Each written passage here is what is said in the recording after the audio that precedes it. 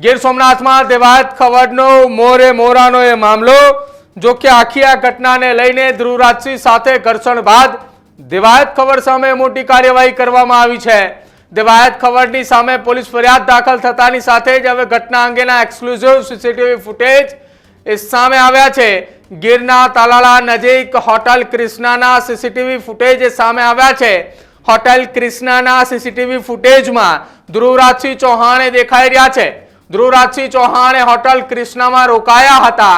ચિત્રોડ ગામના main road ઉપર આ હોટલ ક્રિષ્ના આવેલી છે અને હોટલ ક્રિષ્નાના દરવાજાની બહાર નીકળતાની સાથે જ સવારે 11:30 કલાકે હોટલથી ચિત્રોડ તરફ જતા આ આખી ઘટના બની હતી ને એ ઘટનામાંથી ધ્રુવરાજસિંહ એ હોટલમાંથી બહાર નીકળતા એ બહાર જતા એ દેખાઈ રહ્યા છે।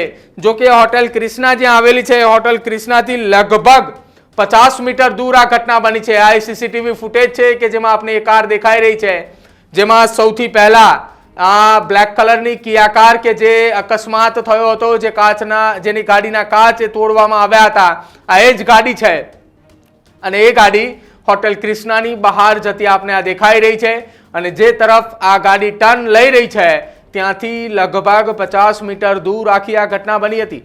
આ ગાડી એ જે રોડ ઉપર જઈ રહી છે તે ચિત્રોડનો એ મેઇન રસ્તાઓ છે, મેઇન માર્ગ રસ્તો છે કે જ્યાં આખી આ ઘટના બની હતી અને સવારે 11:30 કલાકની આસપાસ આ ગાડી હોટલ ક્રિષ્નામાંથી બહાર નીકળી હતી, 50 મીટર દૂર પહોંચી અને આખી આ હુમલાની ઘટના બની।